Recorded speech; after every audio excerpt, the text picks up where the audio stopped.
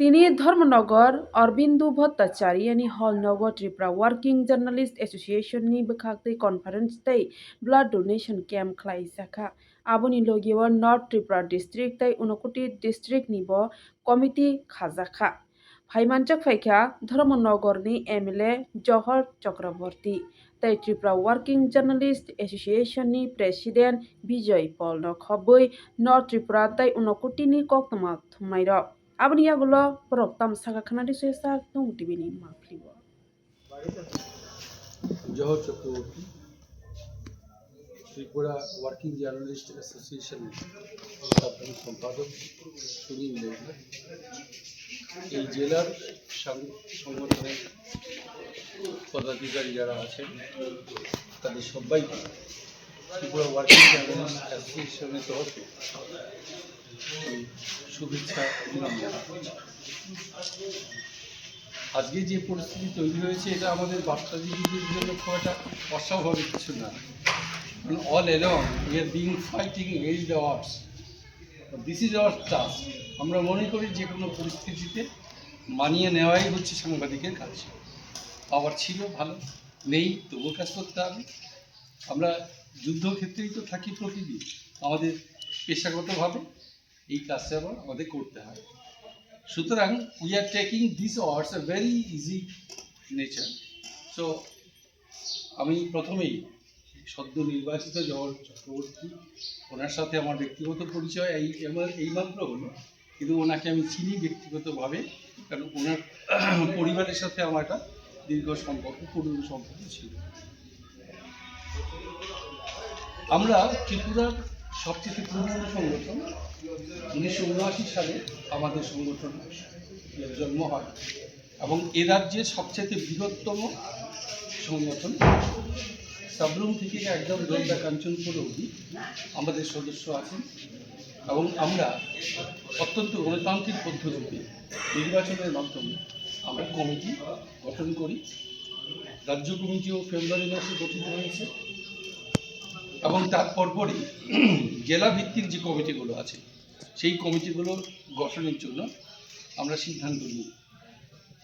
এর আগে ধর্মনগরে একটা সভা আমাদের হয়েছে, কৈলাসরে একটা সভা আমরা করেছি। তখনই সেখানে আলোচনা হয়েছিল আমরা দুটো জেলা মিলে, মানে পুরনো যে উত্তর ত্রিপুরা যেটা আছে, এখন ঊনকোটি হয়েছে, এটা হয়েছে উত্তর ত্রিপুরা, দুটো মিলে একসাথে আমরা করি। এমনিতে জেলা ধরেও যদি আমরা করি, আমাদের বার্তাজীবীদের সংখ্যা খুব একটা বেশি কিছু না। প্রথমত এই রাজ্যে শুরু হয়েছিল খবরের কাগজ দিয়ে, যেমন আমি লেখালেখি থেকে, সাহিত্য থেকে আমি খবরের কাগজ দিয়েছি।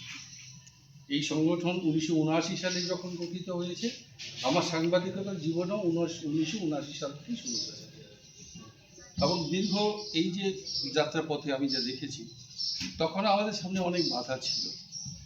আমরা হাতে লিখে কপি করতাম, তারপর বাসে সেই কপিটা দিতে হতো। মফস্বলে যারা কাজ করি, সেটা কবে পৌঁছবে, ঠিকভাবে পৌঁছবে কিনা, আদৌ ঠিকভাবে উঠবে কিনা, এই নিয়ে আমাদের একটা উৎকণ্ঠা ছিল।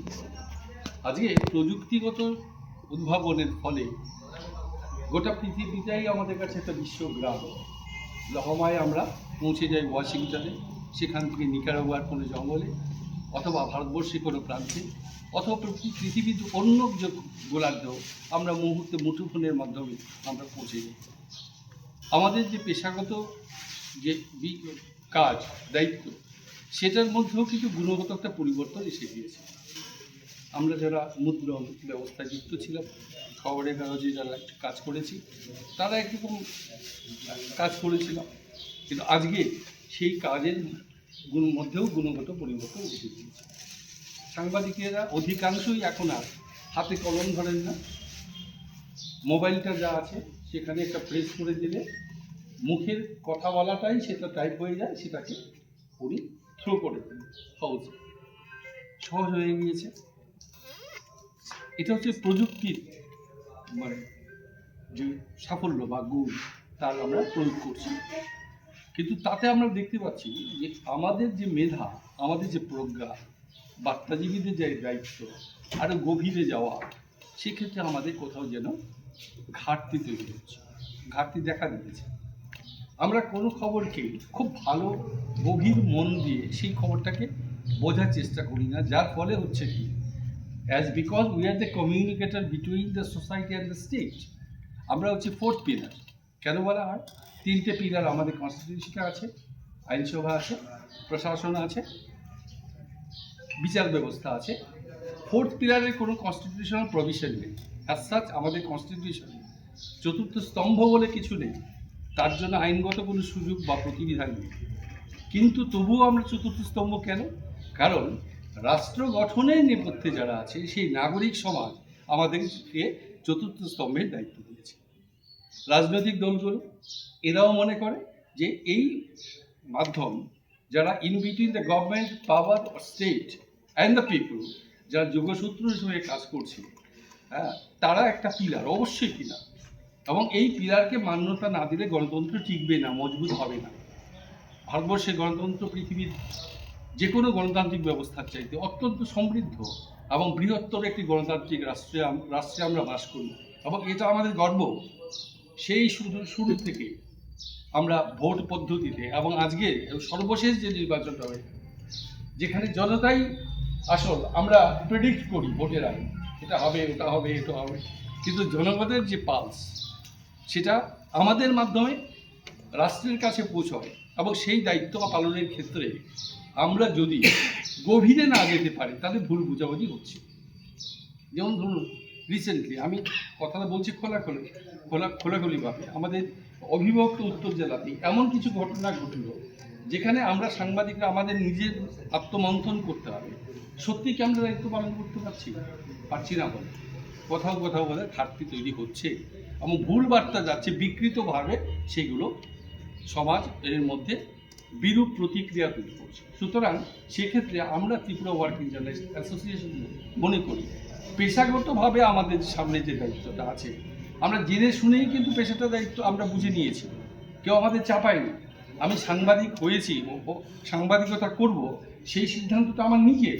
সুতরাং সমাজের চতুর্থ স্তম্ভের দায়িত্ব পালনে একটা বিশাল দায়িত্ব যখন আমি গ্রহণ করলাম, তখন আমাকে অবশ্যই প্রকৃত ঘটনার প্রতি শ্রদ্ধাশীল থাকতে হবে।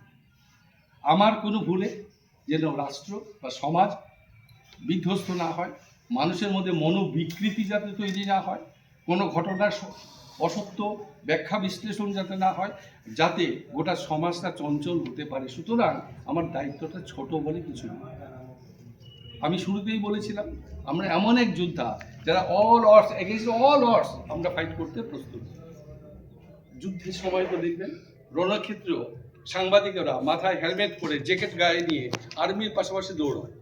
This is the task. সীমান্তে বলুন, কাশ্মীর সীমান্তে বলুন, পশ্চিমের পাঞ্জাব সীমান্তে বলুন, ভারত মায়ের রক্ষার প্রশ্নে বলুন, সেখানে বিএসএফ এর সাথে কাঁধে কাঁধ মিলিয়ে সাংবাদিকরা করছে এবং গ্রাউন্ড রিপোর্টিং সেখান থেকেই উঠে আসছে। তো এটার অর্থটা কি? মানুষ কেন আমাদের দিকে চেয়ে থাকে এই জন্যে মানুষ জানতে চায় আপনার মাধ্যমে প্রকৃত ঘটনাটা কি। সুতরাং এই ক্ষেত্রে যাতে কোনো ডেভিয়েশন না হয়, সেটা আমাদের সবচেয়ে বড় কাজ। এবং এটা করতে গিয়েই ত্রিপুরা ওয়ার্কিং জার্নালিস্ট অ্যাসোসিয়েশন, আমি বিধায়ক সাহেবকে বলবো, আপনি যদি ভালো লাগে যে আমরা শুধু পেশাগত দায়িত্ব উৎকর্ষ বৃদ্ধির জন্য শুধু ওয়ার্কশপ করি তাই নয়, আমরা প্রতিনিয়ত মানুষের জন্য সমাজের বিভিন্ন কাজের সাথে জড়িয়ে আছি আমাদের ছোট মতো করে। বড় খুব একটা আয়োজনে আমাদের কিছু নেই, আমাদের সাধ্য নেই, সাধ্য অত্যন্ত সীমিত। তবুও আমি বলবো, যেমন আজকে রক্তদান, এই দানের তো কোনো বিকল্প পৃথিবীতে নেই। বিজ্ঞানে এত গবেষণা, এত কিছু হয়েছে, এত সমৃদ্ধি এসেছে, এই রক্তের বিনিময়ে 100 টাকা দিয়ে কোনো একটা বড় দোকানে গিয়ে তো আপনি কিনতে পারেন যে 1000 টাকা দিলাম এক বোতল রক্ত দিয়ে দাও। মানুষই চাই রক্তের যোগান, আপনি আমরাই দেব, আমরাই সেই। তো এই ছোট আয়োজনের মধ্যে এই যে 20 জন আজকে দিলেন বা 25 জন যাই দিলেন, আমাদের ছোট আয়োজন, আমরা দুটো জেলা মিলিয়ে কতজন সাংবাদিক আছি। তো এর সাথে এই যে মহৎ একটা কাজের সাথে যেভাবে সমাজের অন্য মানুষকে আমরা সম্পৃক্ত করতে পারলাম এবং তাদের কাছে যে বার্তা আমরা পৌঁছে দিতে পারলাম, সেটাই হচ্ছে আমাদের পেশার উপরে দাঁড়িয়ে, পেশার উপর ভিত্তি করে একটা বৃহত্তর সামাজিক কাজ আমরা করি। আজকে আমরা এসে উপস্থিত হয়েছি আমাদের উত্তর ত্রিপুরা ওয়ার্কিং জার্নালিস্ট অ্যাসোসিয়েশনের যে সভা অনুষ্ঠিত হচ্ছে আমাদের ধর্মনগর শহরে অর্ধেন্দু স্মৃতি ভবন প্রেক্ষাগৃহে। আমাদের এই সভায় সভাপতিত্ব করছেন বিশিষ্ট সাংবাদিক রূপক দেবদাস মহোদয়। আজকে আমাদের এই ধর্মনগরে এই প্রোগ্রামে এসে উপস্থিত হয়েছেন এই ওয়ার্কিং জার্নালিস্ট অ্যাসোসিয়েশন প্রদেশের যিনি সভাপতির দায়িত্বে রয়েছেন সম্মানিত বিশ্বজিৎ পাল মহোদয়। উপস্থিত হয়েছেন সম্মানিত সেক্রেটারি সুনীল দেবনাথ মহোদয়। আর সামনে উপস্থিত রয়েছেন আমাদের এই উত্তর ত্রিপুরা এবং ঊনকোটি, যেটা বিগত দিনে অবিভক্ত উত্তর ত্রিপুরাতে আমরা ছিলাম। আজকে বিভক্তের ফলে আজকে উত্তর এবং ঊনকোটি জেলা সম্মানিত সাংবাদিক ভাই ও বোনেরা, সবাইকে আমি আমার অন্তরের অন্তঃস্থল থেকে শ্রদ্ধা, অভিনন্দন এবং নমস্কার জ্ঞাপন। আসলে সাংবাদিকরা হচ্ছেন আপনারা গণতন্ত্রের চতুর্থ স্তম্ভ। বিশ্বজিৎবাবু এখানে বিস্তৃতভাবে আলোচনা রেখেছেন। আসলে সাংবাদিক এবং সমাজ, রাষ্ট্র খুব ওতপ্রোতভাবে আমরা জড়িত। কারণ সাংবাদিকরা ওনাদের লেখনের মাধ্যমে সমাজের সমস্ত দিকগুলো তুলে ধরে, যেটা আজকের দিনে একটু ব্যতিক্রম হয়েছে। আজকের দিনে ইলেকট্রনিক মিডিয়া, প্রিন্ট মিডিয়া রয়েছে, ইলেকট্রনিক মিডিয়ার যুগ আজকে। ইলেকট্রনিক মিডিয়ার মাধ্যমে আপনারা যেমন সমাজের ভালো দিকটা তুলে ধরেন, তেমন খারাপ দিকটাও কিন্তু আপনারা তুলে ধরেন। তো সাংবাদিকদের অনেকগুলো গুণ থাকে, আমার দাদারা ভালো করেই জানে। সৎ, নিষ্ঠাবান হতে হয়, সাহসিকতা থাকা দরকার এবং পরিশ্রমী হওয়া দরকার। এই গুণাবলীগুলো কিন্তু সাংবাদিকতাদের যারা করেন, এই পেশার সঙ্গে যারা যুক্ত, সাংবাদিকদের অবশ্যই থাকা প্রয়োজন। কারণ আপনারা দেখেছেন আমাদের ভারতবর্ষের যশস্বী প্রধানমন্ত্রী 2047 সালে বিকশিত ভারতের ডাক দিয়েছে। আমাদের ভারতবর্ষের 100 বছর পূর্তি। তার কারণ আমাদের ভারতবর্ষ স্বাধীন হয়েছে এবং স্বাধীনতার প্রাক্কালে আমরা যদি দেখি ইতিহাসে বিভিন্ন বিষয় লিপিবদ্ধ হয়েছে। মাৎসন্যায়ের যুগ বলে একটা যুগ ছিল, সেই যুগ কিন্তু আজও যায়নি। সাংবাদিক ভাইদের বলছি, আজকের দিনে আমরা কি দেখি? ছোট ছোট সাংবাদিকরা যারা রয়েছেন, পেশাগত সাংবাদিকতা যারা করছেন, বড় বড় সাংবাদিকরা যারা রয়েছেন, আজকের দিনে সেই মাৎসন্যায়ের যুগের আমরা পুনরাবৃত্তি আমরা লক্ষ্য করছি। সমাজেও ঠিক একই ব্যাপার, মাৎসন্যায়ের যুগ চলছে। পুকুরে, নদীতে ছোট মাছ, যেমন ছোট মাছ বড় মাছের খাদ্য দ্রব্য হিসাবে সেখানে থাকে, বড় মাছ ছোট মাছকে খেয়ে ফেলে, গিলে ফেলে, ঠিক সেইভাবে কিনা যেহেতু আমরা এই সমাজে বসবাস করি, রাষ্ট্রে বসবাস করি, প্রতিটা ক্ষেত্রে দেখবেন, সমাজের ক্ষেত্রে, সাংবাদিকতার ক্ষেত্রে, প্রত্যেকটা ক্ষেত্রে কিন্তু আমরা দেখতে পাই। কাজে আমার অনুরোধ থাকবে সাংবাদিকদের কাছে, আপনারা আপনাদের যোগ্যতা দিয়ে, মন দিয়ে বিচার করে, অন্তরাত্মাকে প্রশ্ন করে আপনারা সমাজকে ভালোর পথে নিয়ে যাওয়ার জন্য, সমাজে থেকে সমাজের হয়ে সমাজের জন্য কিছু করার জন্য আপনারা আপনাদের লেখনী, আপনাদের ইলেকট্রনিক মিডিয়া, আপনাদের প্রিন্ট মিডিয়াকে ব্যবহার করবেন।